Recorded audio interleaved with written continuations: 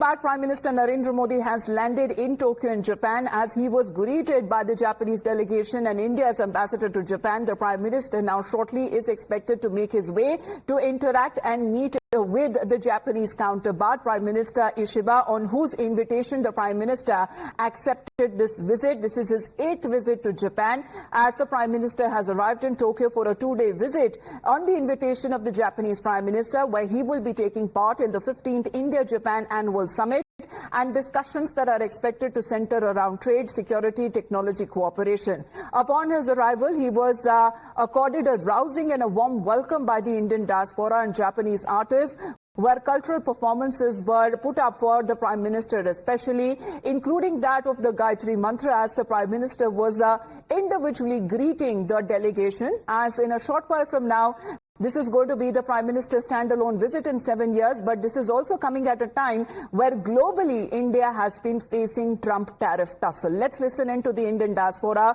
on what they have to say upon meeting the Prime Minister. How was the feeling?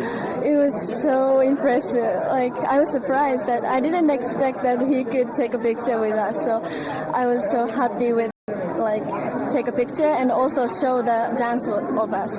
बोलने का तो मौका नहीं है, लेकिन क्योंकि बहुत उत्साहित हैं सब हम सारे, और ये मोदी जी के आने का एक उत्सव होता है इधर इंडियन डायस्पोरा में। तो मैं यहाँ से 26 साल से हूँ और पिछले 8 बार मोदी जी आ चुके हैं, और 8 बार भी हम उत्साहित होते हैं। बिजनेसेस बढ़ते हैं इधर, और बिजनेसेस का डिस्कशन होता है, बहुत सारी चीज़ें होते हैं यहाँ पर। तो it's a full ecosystem that is happening here. Bharat के शेर है, भारत की बेटी ने भी उनका प्रतिम लगाया हुआ है, भारत के शेर विद भारत के फ्लैग के साथ जापान में। मोदी जी इस बार 8वीं बार आए हैं। मैं उनसे 3 बार मिली, ये 3री बार है। हिरोशिमा में जब वो आए थे और गांधी जी का उन्होंने उद्घाटन किया था, तब भी मिली थी। हमेशा उनसे मिलने का उत्साह जो है बढ़ते ही जाता है, क्योंकि उनके आने से हमें एक बहुत बड़ी सपोर्ट और महसूस जो फीलिंग मजबूती की होती है वो है कि उन्होंने बहुत हम सब डायस्पोरा, भारतीय इंडियन डायस्पोरा को उन्होंने एक मौका दिया है अपना फीलिंग दिखाने का कि हम भी कुछ कंट्रीब्यूट कर रहे हैं। वो चीज़ बहुत मुश्किल है किसी और भी नेता में आपको देखने को। मुझे मोदी जी से मिलने का पहली बार मौका मिला। I was super excited to meet him, the way the country is growing, his policies, everything. The people like us, the 10 years back who have lost the interest in the politics have regained that interest, and now we are watching, we are just sticking to our television and his new policies and everything. Well, super happy and excited as far as greeting the Prime Minister and looking at him in person. There, Srinjoy, good morning. As we speak, as the agenda now sets in motion when it comes to both of the countries that are now seeking to deepen their strategic and economic partnership with this visit. Yes, undoubtedly. First of all, let's not forget that these are very difficult times, and you've spoken about them already. The fact that India and Japan are part of 2 important groups, Malabar and Quad. Now, Quad is not a military alliance, but it aims towards ensuring peace and prosperity in the Indo-Pacific. Now, one of the 4 members of the Quad and Malabar is the United States. Now, in these Trump years, does America want to continue with multilateral friendships? That's something we are not sure about. But then you're never sure about anything vis-a-vis Donald Trump. So at this point, as there are doubts about the Quad and the Malabar, particularly the Quad, it is important that this bilateral relationship remains strong. So this has to be kept in mind.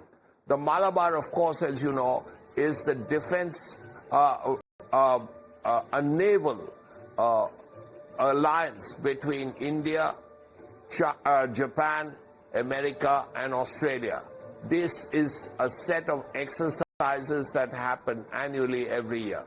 Now, as far as defense is concerned, yes, Japan and India are keen to work together. There is a possibility of working on radars together, the possibility of Japanese investment in India, not just in defense, but in other areas. Yes. But as far as science and technology and investment are concerned, this is going to be a very crucial visit. First of all, we already know about the bullet train that will run from Gujarat to I think we'll Maharashtra. focus on that one by one, Srinjoy, because as far as the Prime Minister's program is concerned, it is vast, it is lengthy.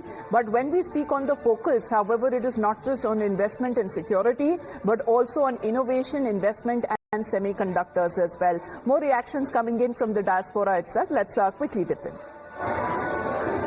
Very happy to see Modi ji today because he was so humble. We are very happy. We are proud. We have a very global Prime Minister. India, Japan have the same DNA and lot of relationship between India and Japan. We welcome Modi ji and we are very happy to meet him today. मैं एक बोलना चाह रहा हूँ कि पहले मोदी जी ने मुझे कभी डिग्री दी थी और आज उन्होंने सामने देख के काफी अच्छा लग रहा है और भारत जिस हिसाब से बढ़ रहा है और इससे जो भी देश जुड़ रहा है वो भी तरक्की करेगा, नॉट ओनली द भारत, और आगे भी काफी बढ़ता जाएगा और ये कभी झुकता नहीं है, पहले जवाब देना भी जानता है और सपोर्ट करना भी जानता है। सबसे बड़ी बात है कि मोदी जी ने सर पे हाथ रख दिया तो पूरा आशीर्वाद मोदी जी का मिल गया है। तो मोदी जी जैसा तो कोई नहीं हो सकता।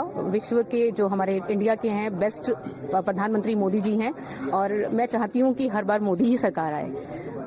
भारत माता की जय, भारत माता की जय, भारत माता की वंदे वंदे वंदे।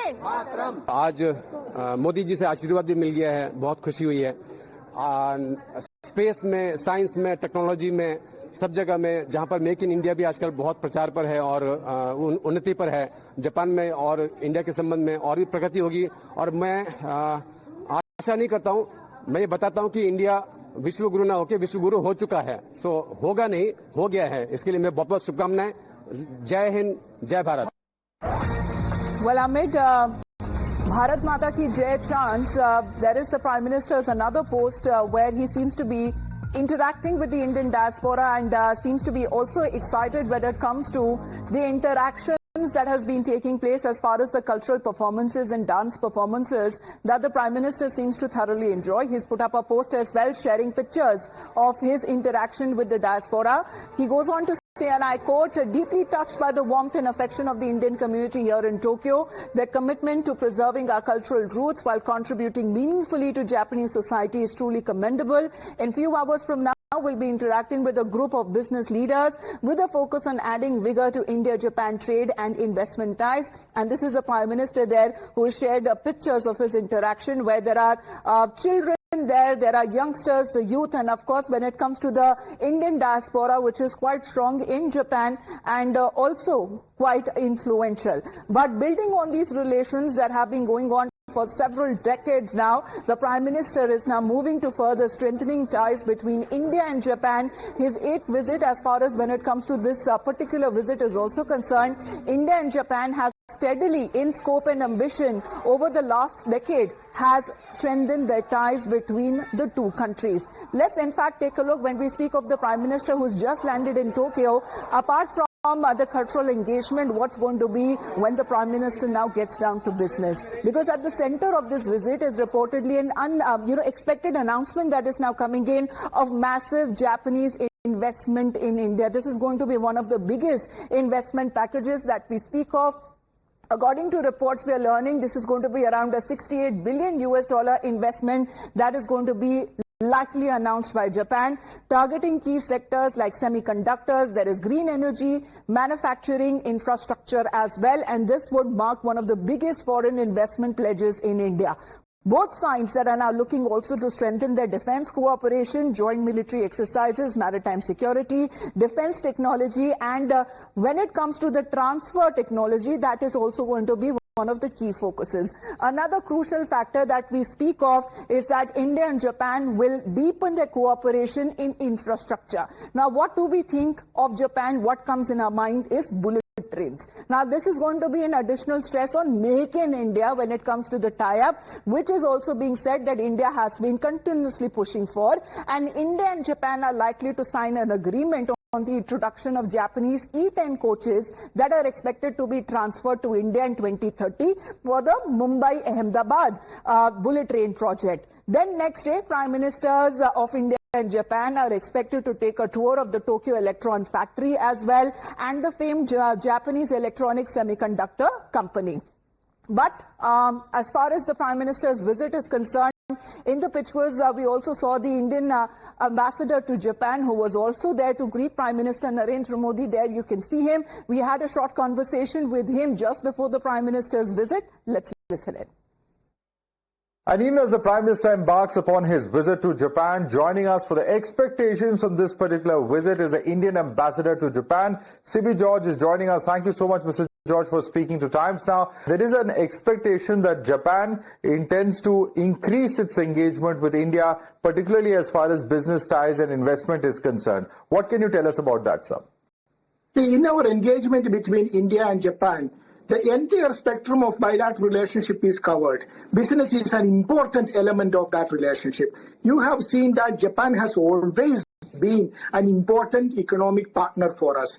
In our movement towards the Amritkal period, when we plan to become a developed country by 2047, Japan is a very reliable partner for us. So we would be seeing a lot of progress, lot of discussions in this forthcoming summit, and also a lot of very important outcomes covering the entire spectrum of relationship, starting with the political relationship, economic relationship, science and technology, people-to-people exchanges. You will see a lot of important documents being agreed to, and also MOUs being released. Mr. George, these are very interesting times, to say the least, when trade and tariffs and much talk around them. In your view, have Japan and India been able to grow their strategic and business partnership to the level that both countries expect? And I'm asking you this as a bilateral trade with Japan year on year is just a fraction of the bilateral trade between Japan and its strategic rival China. Have we identified where we can potentially improve? See, when we look at India-Japan economic relationship, trade is one factor of that. But there are other elements like Japanese companies operating in India, being part of our Make in India program. If you look at it, there are 1,500 Japanese companies currently in India, and at least 5,000 Japanese establishment in India. These are all success stories. Let me give you an example. Prime Minister has recently, last week, inaugurated the first EV project by Suzuki Motors. Mr. George, there's also a larger question of the Quad, in which both India and Japan are a part of. Now, there are many who believe that the Quad entire efforts could have perhaps been weakened by the actions of President Trump. Does its future in that sense hang in the balance if unilaterally, America decides to alter its own priorities? How do you see that cooperation area and it developing in coming months? See, when we look at India-Japan relationship, as I mentioned, it is a special, strategic and global partnership. It is not just bilateral. Bilateral is very important, but we also have plurilateral relationship. We also have multilateral relationship. When we talk about plurilateral relationship, one of the most important factor is the Quad. Four like-minded countries have come together with a concrete agenda for concrete proposals for progress and stability in Indo-Pacific and beyond. It is again a success story. We have seen it from the very humble beginnings in 2004 during the tsunami. So I am confident that India and Japan are important players in the Quad, and during the meeting of Honorable Prime Minister with the Japanese Prime Minister, being these two important countries meeting together, definitely they would be discussing about geopolitical issues, geoeconomic issues, and of course plurilateral forums like Quad will come up for discussions, and I see a great future for Quad. Well, as the Prime Minister is in Japan, but when it comes to the provocation that continues from the United States side, this is yet another, as far as if we can call it, crossing the line when it comes